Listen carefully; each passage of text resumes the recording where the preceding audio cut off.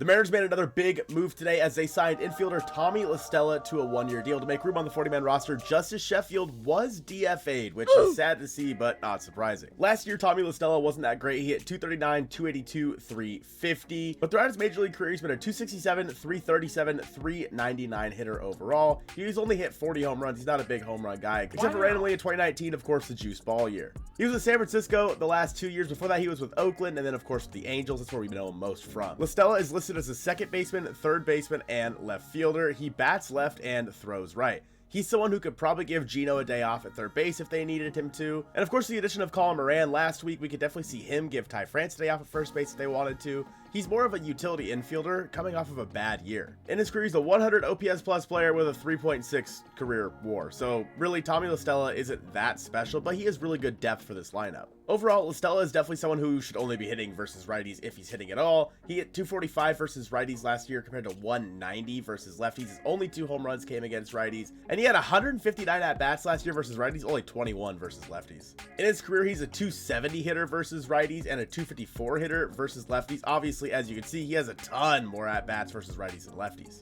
So if the Mariners do want to give Gino a day off over at third base and they're facing a tough righty like a Jacob deGrom or something like that, maybe you throw Tommy La Stella in there just to give yourself a better shot. A left-handed complement bat is something that the Mariners have been looking at. Of course, again, the Mariners did sign AJ Pollock, Colin Moran, and we're just looking at players that could possibly fill in if need be with someone getting hurt. In 2022, La Stella was mainly a DH. He played in 43 games at DH, only 6 at third base, 3 at second base, and 3 at first base. But in 2021, he did play 54 games at second base and 5 at third base. So realistically, he's not someone who's going to be playing all that often over at third. He has a career 11.1% strikeout percentage and an 8.9% walk percentage, which are both above average. Defensively, La Stella is nothing special. As you can see, he has a negative 2.4 defensive WAR throughout his career, according to Baseball Reference. But again, he's not really there for defense. He's there that he can stand at the position and not make a fool of himself while being able to come up to the plate and hit for one of these guys.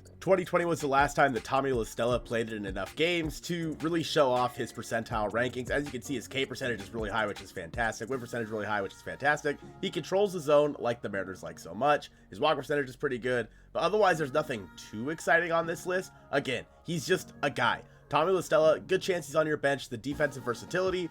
Otherwise, you really aren't expecting him to play all that often. And one thing that's pretty interesting, there was an article written on February 18th, 2021. DePoto's multi-year free agent offers come up short. He had been linked to veterans Wong and La Stella before each signed in the NL. It goes on to say, DePoto didn't tip his hand on who the Mariners targeted, but a source told MLB.com the club actively pursued Colton Wong and Tommy La Stella before each signed multi-year deals elsewhere at the beginning of February. Wong landed with the Brewers, 2 years, $18 million.